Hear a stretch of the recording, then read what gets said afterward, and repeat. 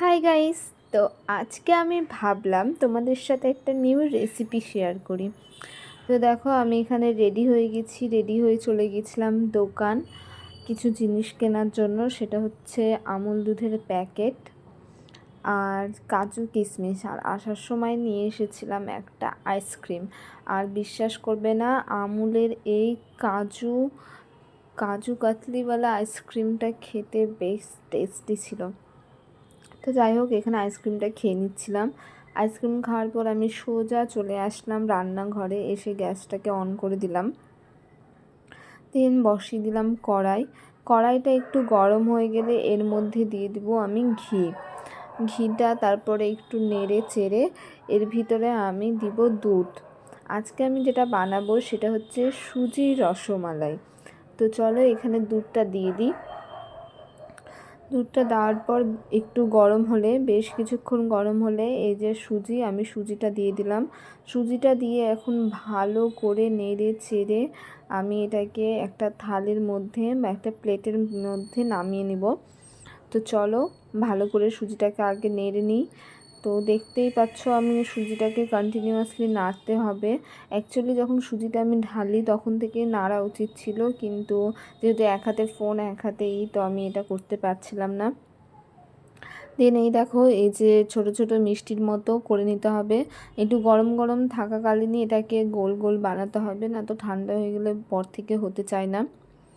আর এখন আমি দিয়ে দিলাম কড়াইয়ের মধ্যে চিনিটাকে ভালো করে গলিয়ে নিব। তো দেখো একটু করে জল দিচ্ছি আর চিনিটাকে গলাচ্ছি। আমার ভুল হয়েছিল, ফার্স্টে একটু জল দিয়ে দিতে হতো।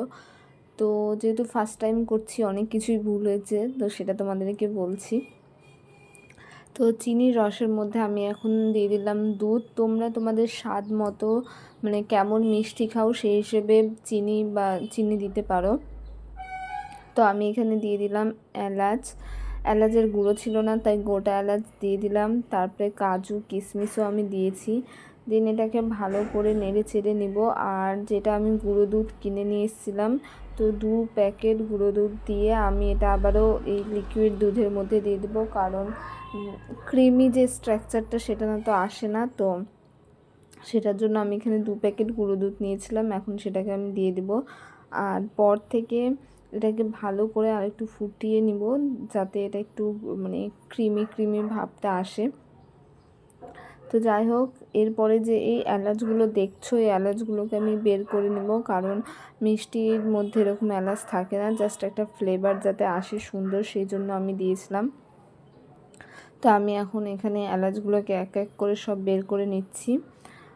আর এটা হয়ে গেলে, বের করা হয়ে গেলে, তারপরে যে আমি সুজির নাড়ুগুলো বানিয়ে রেখেছিলাম সেগুলোকে আমি এখন দিয়ে দিব।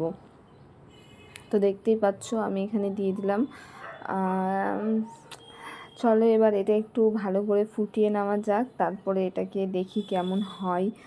তো জাস্ট এটাকে আমি দিলাম। আমার একটা ভুল হয়েছিল কি, যে আমি যখন সুজির ইগুলো করি, মানে দুধের ভিতরে যখন সুজিটা দিই, সেই দুধেই ফার্স্টে আমাকে একটু লবণ আর একটু চিনি দিয়ে দিতে হতো।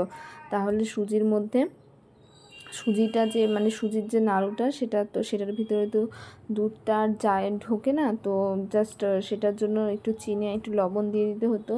দেন এত মিষ্টি খেয়ে আমার একটু ঝাল ঝাল কিছু খেতে ইচ্ছে করছিল, তাই বাড়িতে একটু ঝাল ঝাল করে চাউমিন বানিয়ে নিয়েছিলাম।